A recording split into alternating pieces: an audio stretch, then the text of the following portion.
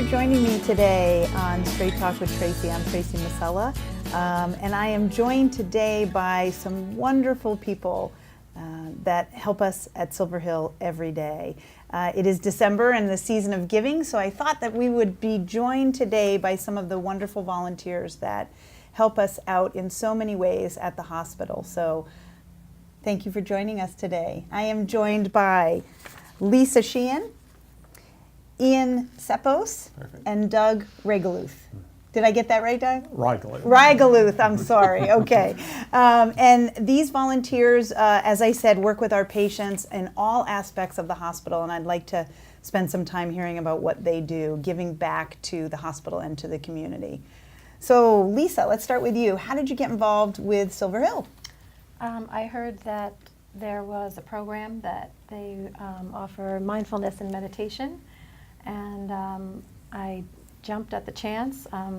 The reputation of Silver Hill, and I was so excited. It's an innovative program to have mindfulness and meditation as a complement to therapy. Right. How did you get involved with mindfulness and meditation? Yoga was my segue, and then my studies have been at UMass Medical School at the Center for Mindfulness. Wonderful. Yeah, studying mindfulness-based stress reduction. Wow, yeah, it's a hot topic. Yeah, wonderful. How about you, Ian? Interestingly enough, I was in the hunt, shall we say, for probably close to a year and a half. A place that aligned with my values and my intentions, what I was looking to accomplish and give back to the community, which was under the umbrella of recovery. And unfortunately, to my dismay, it's very hard to become a volunteer unless you have credentials. I have a health beverage company and I do commercial real estate. So there was zero involved with recovery or degrees under that umbrella. So it was about a year, maybe a year and a quarter, and I was just about ready to give up because no one would take me on. Got a random email from a volunteer site that I did not register for, looking for recovery, people in recovery to work with the adolescents at Silver Hill. And just like you, I jumped on it, they interviewed me, and here we are. That's great. Yeah. How about you, Doug? So going back close to 3 years ago, I was approaching the end of almost a 40-year career in New York City, and was considering life after working in the city, and I'd been interested because of my own experience in being in recovery myself. I'd been interested in the possibility of getting involved in the business of recovery, hopefully to benefit not only myself but to others as well. And I looked at a couple of facilities, another hospital and another rehabilitation facility, and I learned through a friend of Silver Hill. I'd known of Silver Hill going back a number of years ago. And went on the website, and what really impressed me about Silver Hill was not only the number of volunteers, but the number of opportunities which were available for volunteers. So I lead recovery discussions as well as volunteering in the admissions and evaluation area. Great. Wonderful. So you all have lives outside of volunteering, which makes you all the more useful to us, right? So that you take time out of your busy lives to join us at Silver Hill. Doug, you mentioned the number of volunteer hours and the number of volunteers, so I'd like to give some information about that. We have active volunteers, 250 active volunteers at the hospital. And we're a small hospital, so that's a large number of people that join us and help us with the care that we give every day. And 25% of our volunteers are former patients. And so it comes out to approximately 130 hours per week that we get from volunteers, which is amazing, and we couldn't do it without you. So if you could, can you tell me specifically what units or what populations that you work with? And also, were you intimidated at all about working at a psychiatric facility? Was there any hesitation of, oh, what's that going to be like? So where do you work, and was it a little scary at first? I worked at a psych hospital about 20 years ago. Okay. And it was an amazing job. I loved it there. So I was not intimidated. I was excited to get back. And I've worked in different units. I've worked with adults, but I've spent more of my time in the teen unit. And I love working with teens. Yeah. Inpatient or Yes. residential? Okay. Yes. Okay. Great. Teens. I work on Main 3 with the adolescents, the kids. Right, that's And- our inpatient adolescent unit, yeah. Yep, was not intimidated in the least. It's a very welcoming hospital, and the atmosphere in which we volunteer is extremely rewarding. So that's my focus. Yeah, So the recovery discussions I lead are typically either in Skibetta, which is the men's house, or in the detox unit in the main house, or campus-wide meetings in the Martin Center. wow, And no intimidation there at all, because that's something that I've been doing Right. throughout my own recovery. right, As far as being a volunteer in the admissions and evaluation, the journey that I've taken is pretty similar to a lot of the patients that come in.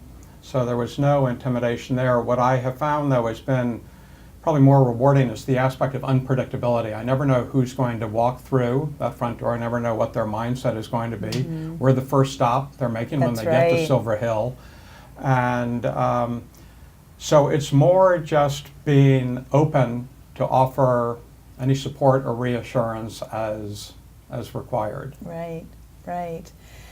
So you've covered the gamut, just the three of you in the different types of units that we have, all the way from admissions when somebody first walks in the door and is so vulnerable and so frightened and unsure, and to our inpatient units with teens all the way up through adults, and then our residential programs where people stay for a longer period of time with us.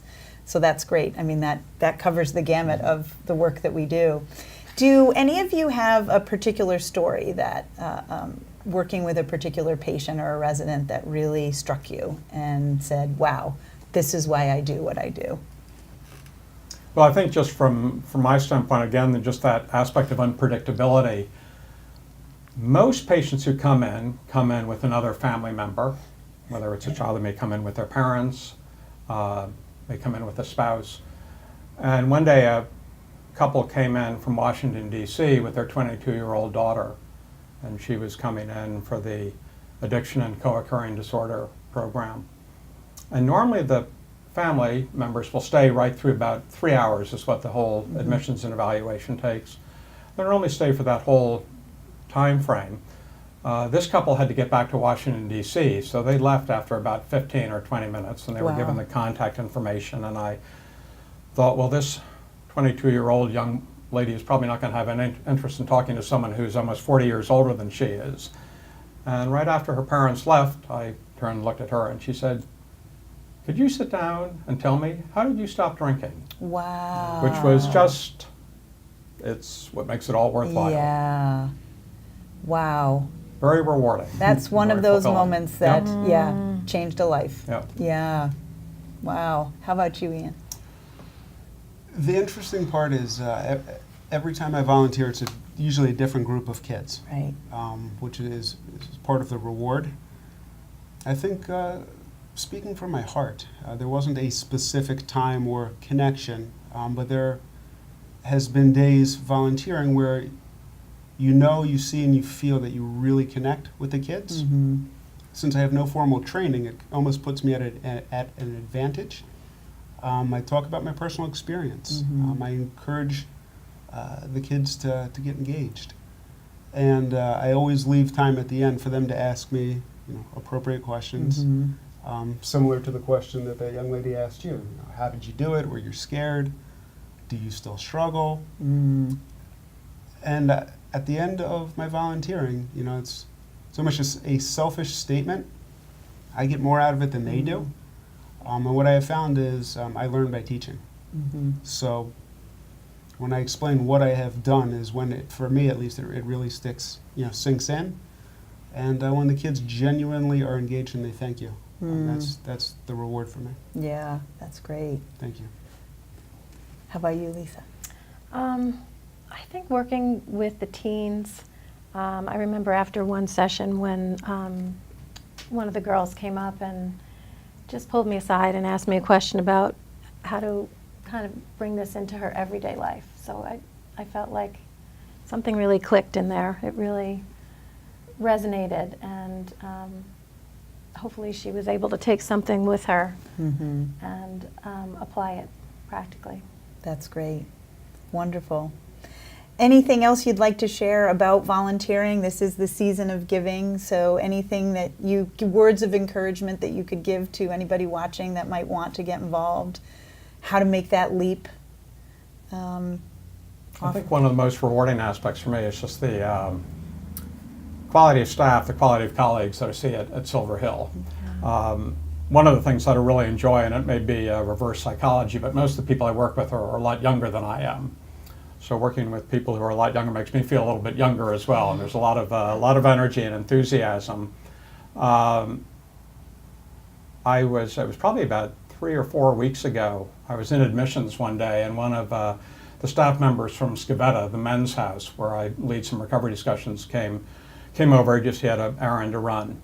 I was talking with him, and he said he'd just gotten back from some vacation. I said, "Oh, where were you? Where'd you go?" He said, "I was down in Houston." Well, this was right at the time of Hurricane Harvey. Right. I said, "Went down for the hurricane?" He said, "Yeah, I wanted to just see if I could help out."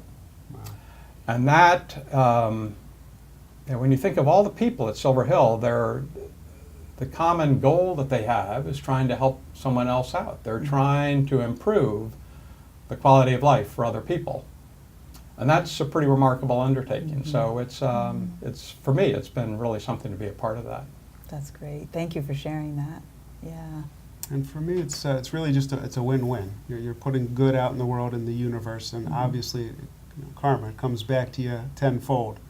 You get by giving. You help those who you're volunteering for or with, and then you have the obvious, the self-satisfaction and joy of doing so. Right. Right.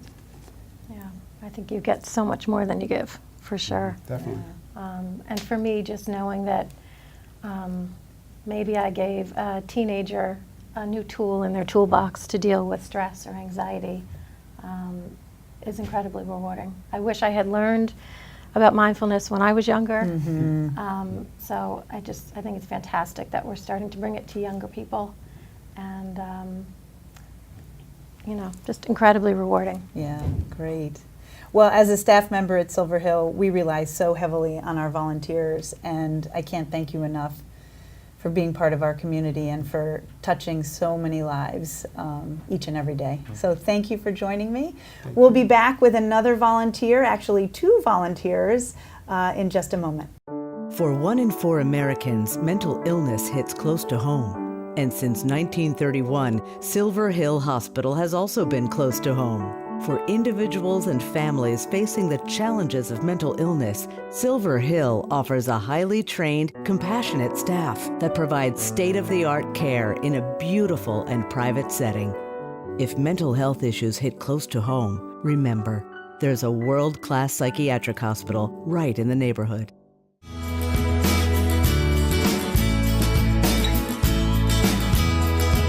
Welcome back to Straight Talk with Tracey. We are in the season of giving here in December, and we are talking with the wonderful volunteers that help us each and every day at Silver Hill Hospital to provide care for our patients. And I am joined now by 2 amazing volunteers, Vanessa Frasini and Monkey, who are part of the Good Dog Foundation and come and provide pet therapy for our patients on a weekly basis. Vanessa, I work with the adolescents primarily at Silver Hill, and I know that when the Good Dog Foundation pets come in, it is a highlight for them during the week. So thank you so much on their behalf and mine. So tell me how you got involved with volunteering, both with the Good Dog Foundation and with Silver Hill. Well, I've always volunteered. I have a mom that was sick, so she kind of instilled in me that you should always give back. And so when I was getting a dog again, I knew that doing pet therapy was something that I wanted to get involved in. So that's how I decided to get involved with pet therapy. With Monkey, we had to go through a whole series of tests and things like that to make sure that she has the right temperament and does well in a hospital setting. Right. Yeah, it's a pretty rigorous process that they go through, both the pet and the owner, to figure out if they are going to be qualified to be a therapy dog, which is different than a support dog, right? So Yeah, people. there are three different things. There's emotional support animal, there's a therapy dog, and then there's a service animal. Okay. So therapy animals give therapy. They are trained to go into hospitals. We are insured by different organizations to make sure that, you know, the animal, the dog, they're actually horses and other therapy animals too, but that they are going to not bite, not bark, not do things that are inappropriate in the hospital setting. How did you know Monkey was going to be a good fit for that? Obviously, temperamentally, beautifully tempered. Temperamentally, and also I feel that she knows, she's able to feel people's energy.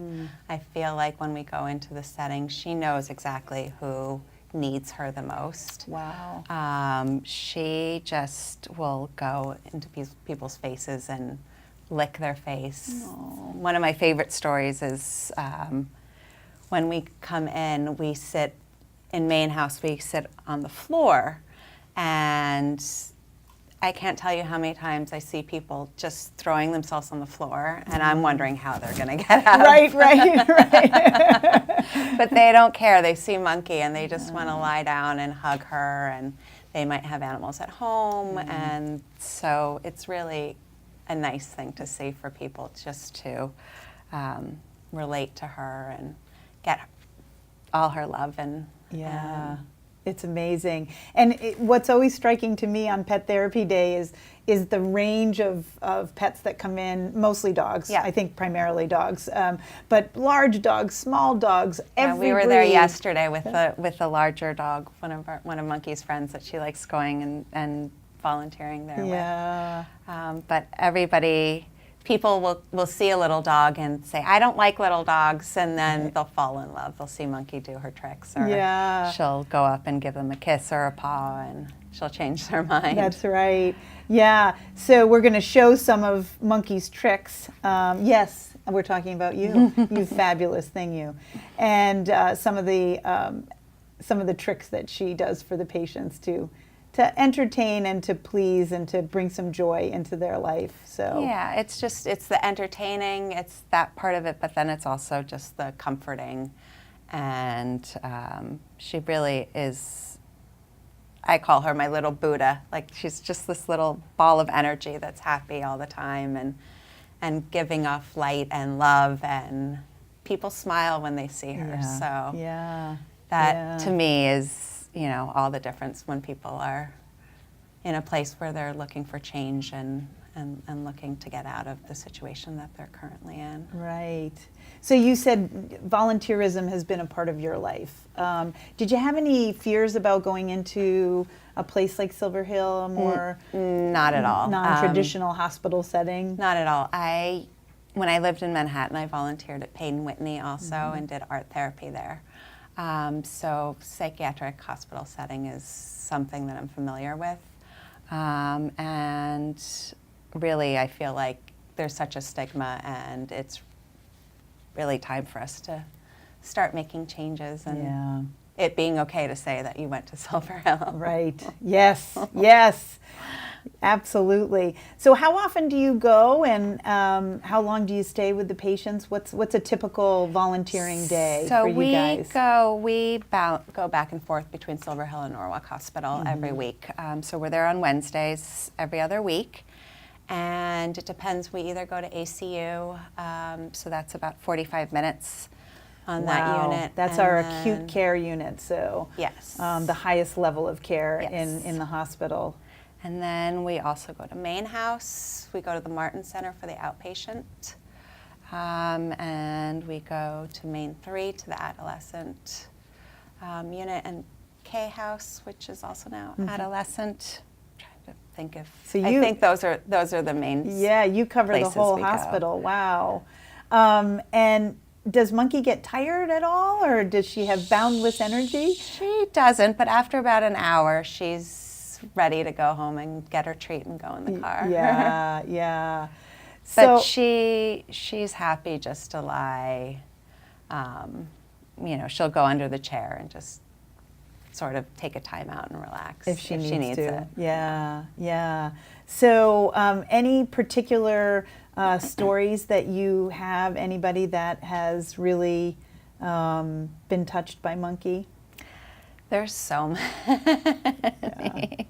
There's so many. Like I said, I can't tell you how many times I see people lie on the floor with her and not worry about how they're going to get up. They're just want to be in the moment and want to be petting her and enjoying her and getting in all the love she can give. Yeah, that's amazing. Yeah. Great. Well, thank you so much for joining us. And Monkey, oh, you're just delicious.